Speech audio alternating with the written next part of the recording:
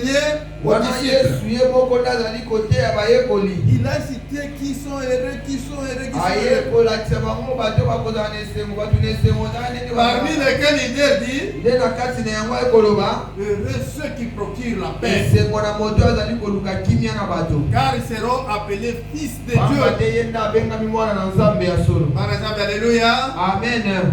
Il faut observer partout où vous êtes. Quelqu'un qui a Dieu, quelqu'un qui crée Dieu, vous verrez que il va chercher la paix partout.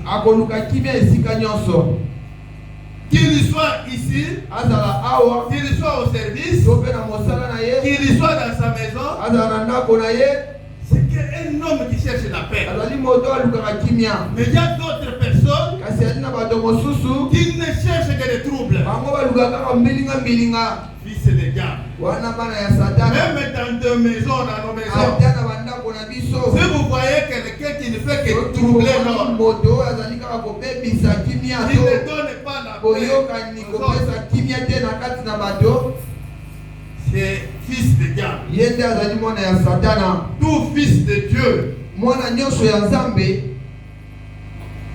comme Dieu qui l'a cru, c'est un prince de la paix. Et cette paix-là, il aura la paix. Et il va donner cette paix à tout le monde. Alléluia. Amen. Il va donner cette paix à tout le monde. Regardez dans notre pays. Notre devise a 3 mots. Il y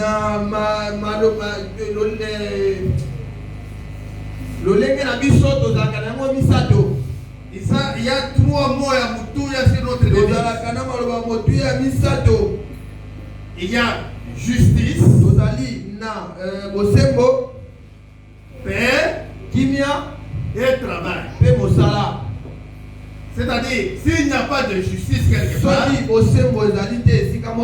pas de paix. S'il n'y a pas de paix, pas de travail.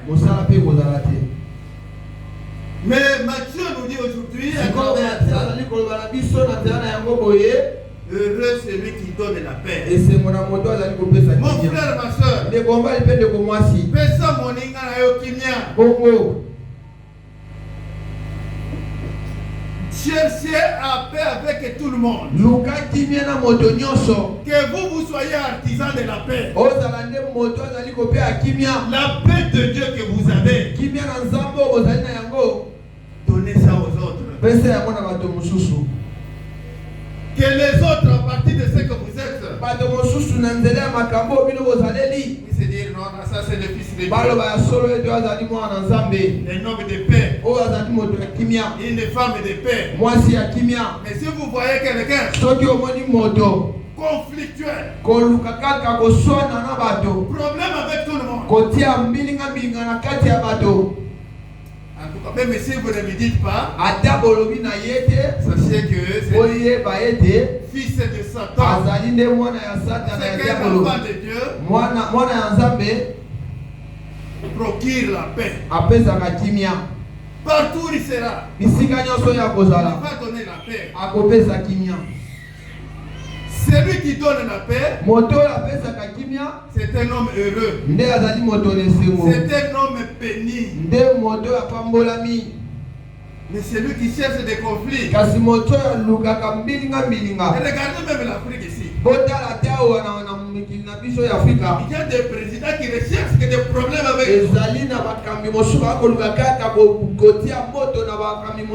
Rester en paix chez lui ne veulent pas. Ils veulent seulement troubler la paix. Les agents du diable. Alléluia. Amen. Un homme de Dieu, réellement qui a crié en Dieu, il a la paix de Dieu. Qu'il mange ou qu'il ne mange pas, il est de l'argent ou qu'il n'a pas d'argent, on va sentir qu'il a la paix. Et cette paix, il va donner ça aux autres. Voilà un homme heureux.